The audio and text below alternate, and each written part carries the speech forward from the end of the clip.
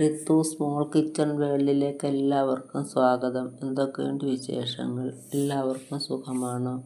ഞാനിന്ന് കിഴങ്ങും തക്കാളിയും മുരിങ്ങയിലയും കൂടി ഒരു കൂട്ട് മെഴുക്ക് പുരട്ടി തയ്യാറാക്കുന്ന റെസിപ്പിയായിട്ടാണ് എത്തിയിരിക്കുന്നത്.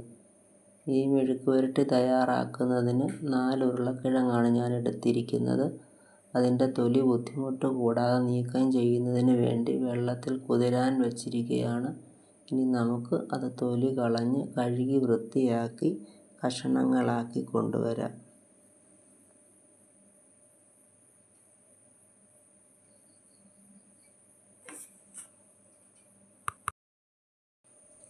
കിഴങ്ങ് നമ്മൾ തൊലി കളഞ്ഞ് കഴുകി വൃത്തിയാക്കി കഷണങ്ങളാക്കി കൊണ്ടുവന്നിട്ടുണ്ട്. നമുക്കിനി ഇത് മെഴുക്ക് പുരട്ടി തയ്യാറാക്കാൻ ആരംഭിക്കാം. കിഴങ്ങ് മെഴുക്ക് പുരട്ടി തയ്യാറാക്കുന്നതിനായി ഞാൻ ഒരു മൺചട്ടി അടുപ്പത്ത് വെച്ചിട്ടുണ്ട്. അതിലെ വെള്ളം വറ്റി നമുക്കിനി വെളിച്ചെണ്ണ ചേർത്ത് കൊടുക്കാം.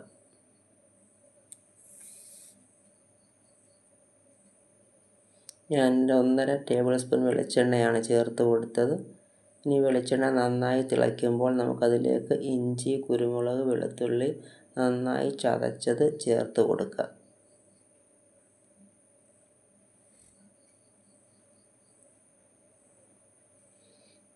ഞാൻ ഒരു ചെറിയ കഷ്ണം ഇഞ്ചിയും ഒരതള് വെളുത്തുള്ളിയും 5 കുരുമുളകുമാണ് ചതച്ച് ചേർത്തത്. ഒരുപാട് വേണ്ട, കുറച്ച് മതി. എണ്ണ നന്നായി ചൂടായിട്ടുണ്ട്. നമുക്ക് ഇഞ്ചി, കുരുമുളക്, വെളുത്തുള്ളി ചതച്ചത് ചേർത്ത് കൊടുക്കാം.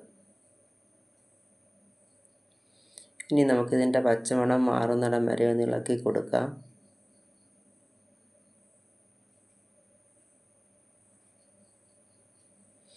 നമ്മൾ കിഴങ്ങ് മെഴുക്ക് പുരട്ടുമ്പോൾ ഇങ്ങനെ ഇഞ്ചിയും കുരുമുളകും വെളുത്തുള്ളിയും ചതച്ച് ചേർക്കുന്നത് വളരെ നല്ലതാണ്. ഗ്യാസിൻ്റെ പ്രോബ്ലം ഉണ്ടാകുകയില്ല.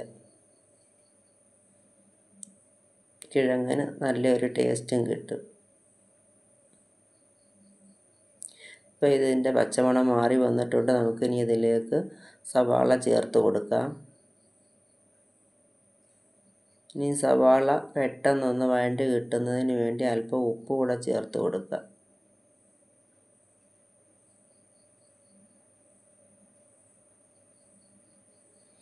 ഇനി ഇത് നമുക്ക് നന്നായിട്ട് ഇളക്കി ഒന്ന് വഴറ്റി വേവിച്ചെടുക്കാം.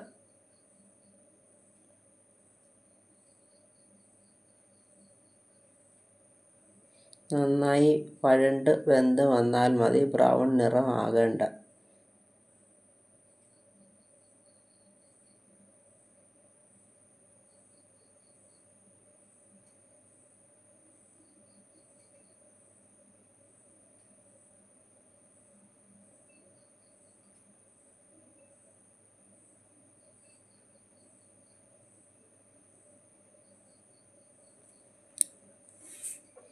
ഏകദേശം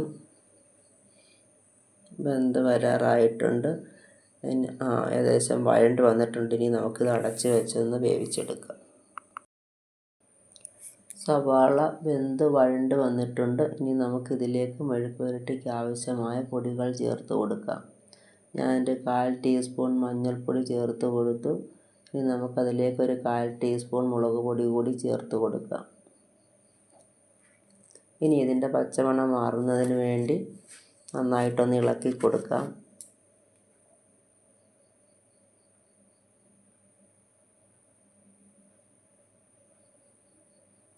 ഇപ്പോൾ പൊടികളുടെ പച്ചമണം മാറി വന്നിട്ടുണ്ട്. ഇനി ഇതിലേക്ക് മീഡിയം സൈസ് 2 തക്കാളി പേസ്റ്റാക്കി വെച്ചിട്ടുണ്ട്, അതുകൂടി ചേർത്ത് കൊടുക്കാം.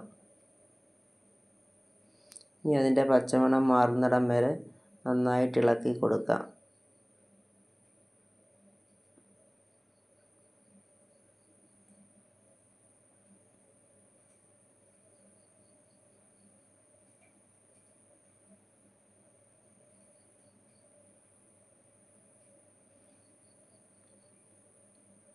നന്നായിട്ട് പച്ചമണം മാറണം. പച്ചമണം മാറി വരുമ്പോൾ നമുക്കതിലേക്ക് അരിഞ്ഞു വെച്ചിരിക്കുന്ന കിഴങ്ങ് കൂടി ചേർത്ത് നന്നായിട്ട് ഇളക്കി മിക്സ് ചെയ്യണം.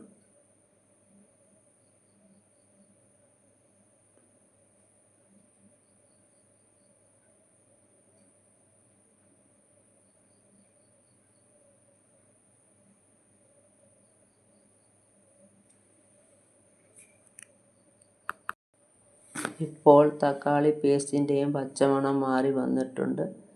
ഇനി കിഴങ്ങ് കൂടി ചേർത്ത് നന്നായിട്ടൊന്ന് മിക്സ് ചെയ്യുക.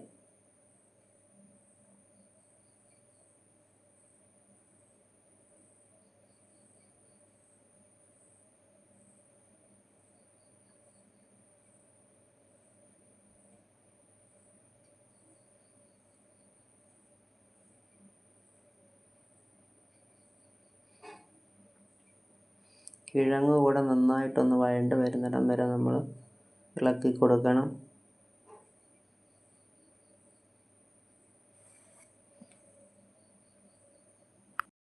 കിഴങ്ങ് നന്നായി വഴണ്ട് വന്നിട്ടുണ്ട്. ഇനി നമുക്കിതിൻ്റെ മധ്യഭാഗത്ത് അല്പം ചൂടുവെള്ളം ചേർത്ത് കൊടുക്കാം. കിഴങ്ങിന് നല്ല വേവുള്ളത് കൊണ്ടാണ് ചൂടുവെള്ളം ചേർത്ത് കൊടുക്കുന്നത്. ഇനി ഇതെല്ലാം കൂടി നീക്കിക്കൂട്ടി അടച്ച് വെച്ച് വേവിച്ചെടുക്കാം. നീക്കിക്കൂട്ടി വയ്ക്കുമ്പോൾ അമങ്ങിയിരുന്ന ആവിയിൽ പെട്ടെന്ന് വെന്ത് കിട്ടും. ഇനി നമുക്കിത് അടച്ച് വെച്ച് ലോ ഫ്ലെയിമിനും മീഡിയം ഫ്ലെയിമിനും ഇടയിൽ വെച്ചൊന്ന് വേവിച്ചെടുക്കാം. ഇടയ്ക്കിടയ്ക്ക് അടപ്പ് തുറന്ന് ചട്ടിയുടെ അടിക്ക് പറ്റി കരിയാതെയും പുകയാതെയും ഇരിക്കുന്നതിന് വേണ്ടി 2-3 പ്രാവശ്യം ഇളക്കി കൊടുക്കാം. അടപ്പ് മാറ്റി നമുക്ക് കിഴങ്ങ് വെന്തോന്ന് നോക്കാം. കിഴങ്ങിലെ വെള്ളം നന്നായി പറ്റിയിട്ടുണ്ട്.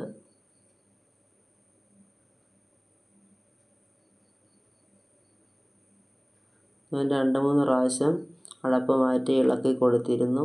ഇനി നമുക്കിത് വെന്ത് പാകമായോ എന്ന് നോക്കാം. നന്നായി വെന്തിട്ടുണ്ട്.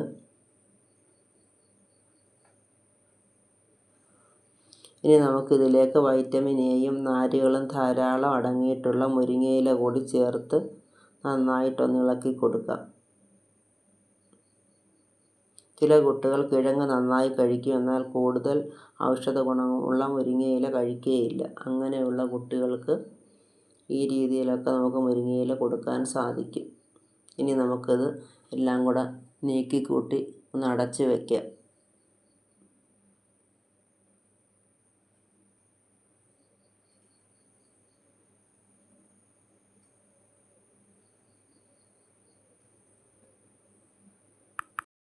നമ്മുടെ മെഴുക്ക് പുരട്ടി റെഡിയായി വന്നിട്ടുണ്ട്.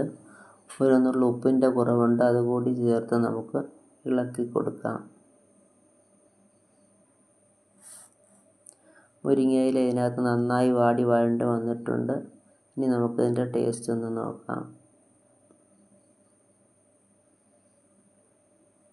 അടിപൊളി ടേസ്റ്റാണ്. ഇഞ്ചി, വെളുത്തുള്ളി, കുരുമുളക് പേസ്റ്റും തക്കാളി പേസ്റ്റും ചേർത്തതുകൊണ്ട് ഒരു പ്രത്യേക ടേസ്റ്റ് കൂടിയുണ്ട്. അപ്പോൾ എല്ലാവരും ഈ രീതി ഒന്ന് ട്രൈ ചെയ്യുകയും ഇഷ്ടപ്പെട്ടാൽ ലൈക്ക് ചെയ്യുകയും ഷെയർ ചെയ്യുകയും നിങ്ങളുടെ അഭിപ്രായം കമൻറ്റ് ബോക്സിൽ രേഖപ്പെടുത്തുകയും ചെയ്യണം. സബ്സ്ക്രൈബ് ചെയ്തിട്ടില്ലാത്തവർ ഒന്ന് സബ്സ്ക്രൈബ് ചെയ്യുകയും സബ്സ്ക്രൈബിൻ്റെ തൊട്ടടുത്ത് കാണുന്ന ബെൽ ബട്ടൺ അമർത്തി ഓൾ എന്ന ഓപ്ഷനും കൂടെ പ്രസ് ചെയ്ത് എന്നെ ഒന്ന് സപ്പോർട്ട് ചെയ്യണം. ഇതുപോലെ മറ്റൊരു വീഡിയോ ആയിട്ട് ഉടൻ തന്നെ കാണാം. Thank you.